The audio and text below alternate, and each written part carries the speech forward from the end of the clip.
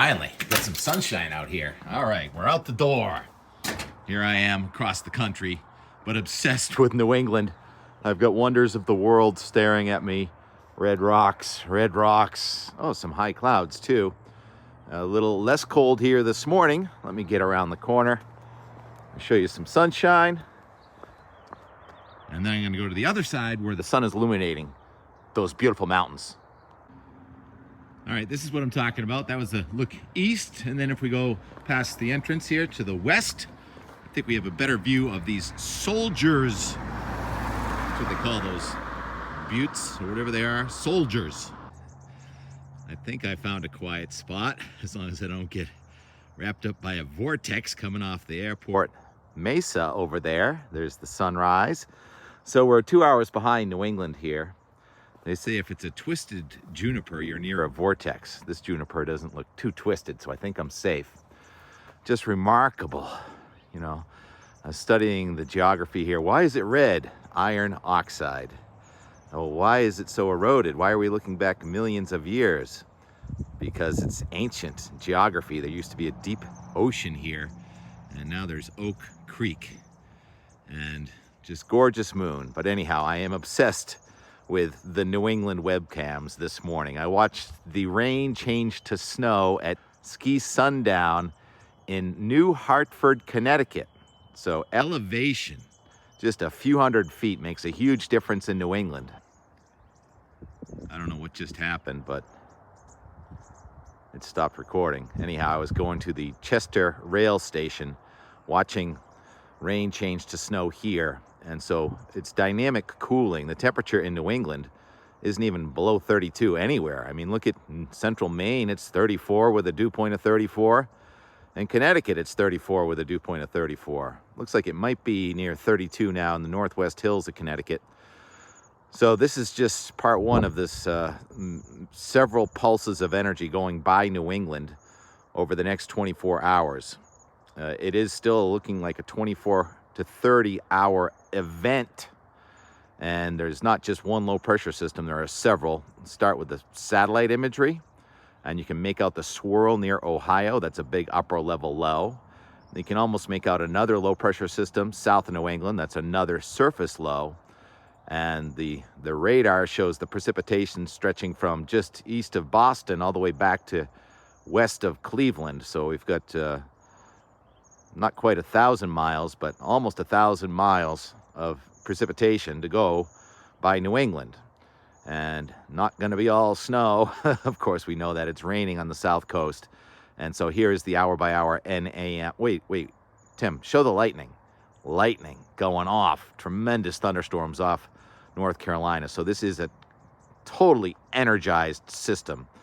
We've got baroclinicity, warm from the south, just barely cold enough from the north, and also low pressure center and upper level support. So we've got all the ingredients here for a 2-day nor'easter. All right, now I'll go back to the play-by-play. The NAM high resolution. Green is rain changing to snow, blue all over the place. Then that blue lifts north, so it's only a couple of hours of snow for the highest elevations here. It's probably already changing to rain or just shutting off there at sundown in Connecticut. But then that band of snow kind of sets up now from east central New York, right across Vermont, New Hampshire, into southern Maine. And in that band of heaviest snow, even though it does weaken for a time, I think we're going to see some areas that do get 15 to 20 inches, a place like Crotched Mountain, probably not as far north as Sunday River is what I said yesterday, but with it snowing for close to 24 hours, I mean, from about 2 o'clock or even earlier this afternoon at Crotched all the way to about 2 o'clock tomorrow afternoon, that's 24 hours.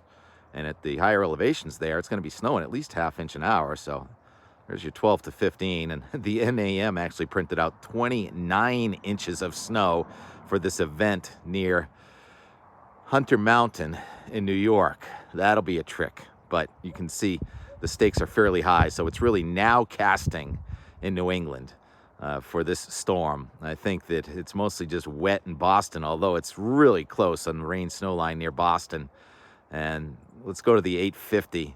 The blue, you can see it just kind of forming. Blue is 0 degrees Celsius up a couple thousand feet, and it's just barely cold enough for snow. And you can see the yellow coming right up to the south coast. So a lot of warm air overrunning the cold. And there's not really an extensive area of cold until here it comes tonight and tomorrow from the north and northeast. So that's when we're going to see any rain change back to snow and the temperatures start to drop. It's tomorrow with that wind from the northeast to places like Boston to Cape Cod.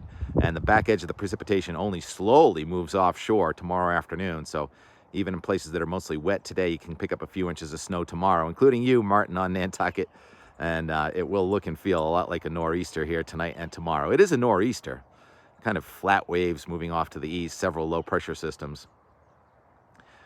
Total snowfall, I showed you that one image, but hour by hour here. Anywhere in the purple, that's close to a foot of snow or more. And that's mostly in the higher elevations again. All right, so we've said that 1,000 times, Tim. All right, it's now casting. And after that, it looks like a quiet Tuesday, weak high pressure system with a little backdoor front missing us to the west Tuesday. And Wednesday, that's trying to form an upper level low or upper low and a surface trough over the mid-Atlantic states.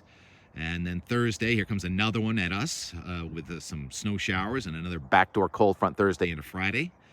And by the way, the confidence on this is extremely low. And then it turns much colder with a possible ocean storm missing us to the south over the weekend.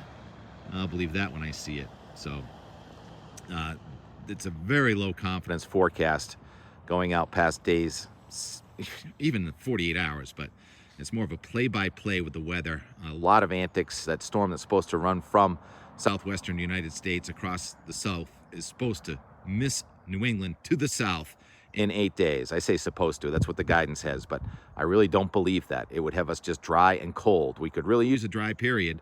One of the wettest Januaries on record, so we'll see. If the Euro is right, we are mostly dry after this storm into the beginning of February and on the cold side. We'll see. And this should be interesting here. I'll be in the southwest. I'm going to go by the Arizona Snow Bowl today. So plenty of and more and more. There's one of my favorite birds, the crow, and one of my favorite objects in the sky, the moon, and of course the cirrus clouds and the condensation trails, contrails, and can't see vortices. Everyone's like, what's a vortex? I said, well, it's energy that you can't see. It's all around us all the time. You can't really see gravity. You can feel it. And electricity, you can't really see it, but you can feel it. So we're looking and feeling all the energy and weather from coast to coast. Some and more from yesterday at Red Rock State Park, where homes are built into the sides of the red cliffs. Talk to you tomorrow. Hey. That's awesome. Up the hill. Make it look easy, defying gravity. I'm going down the hill.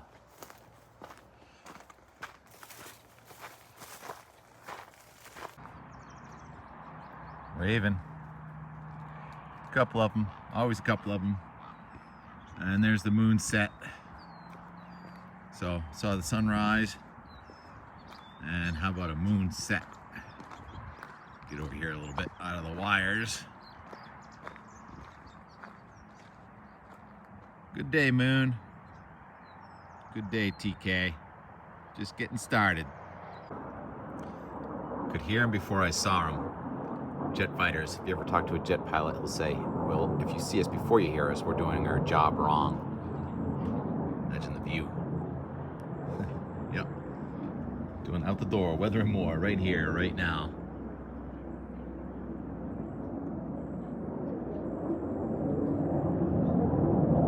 They're gone, and now they're loudest.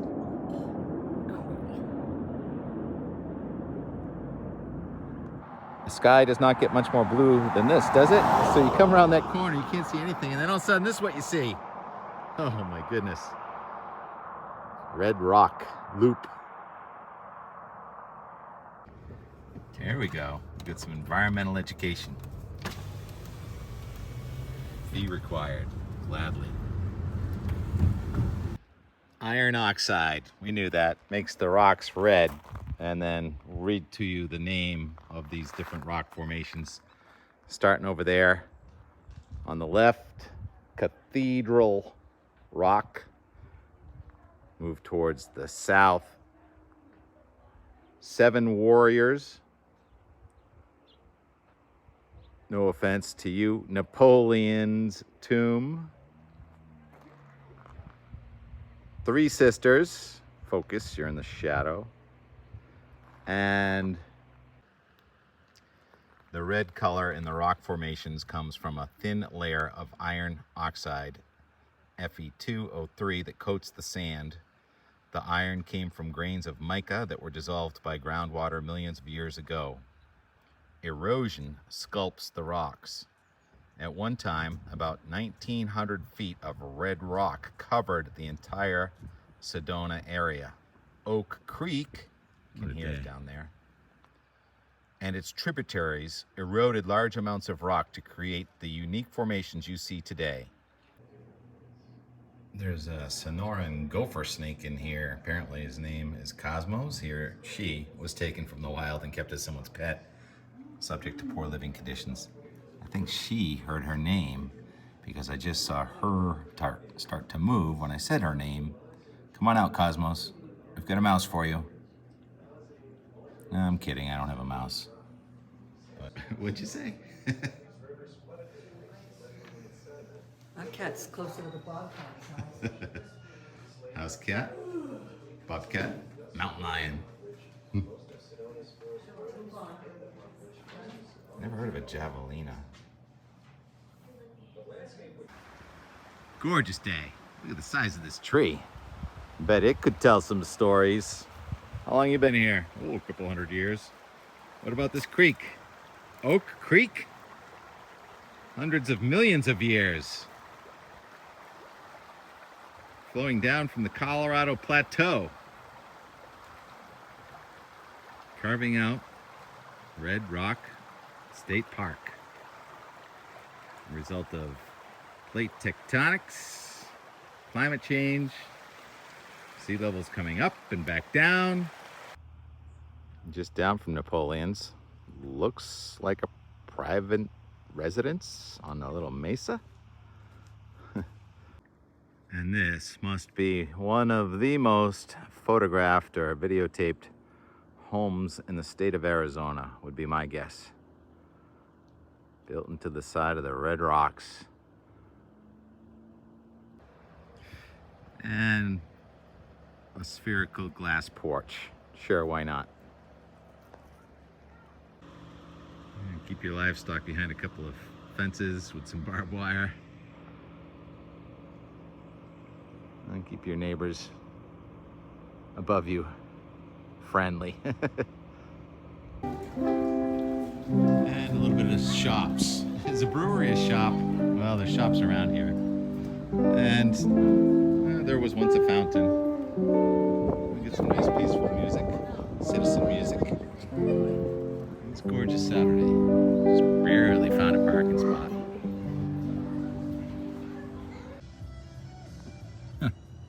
That's a prominence. Defying gravity. This is in the backyard of our hotel. Just doing a loop. Pre-sunset, pre-moonrise. Can't go wrong around here. Homes for sale also.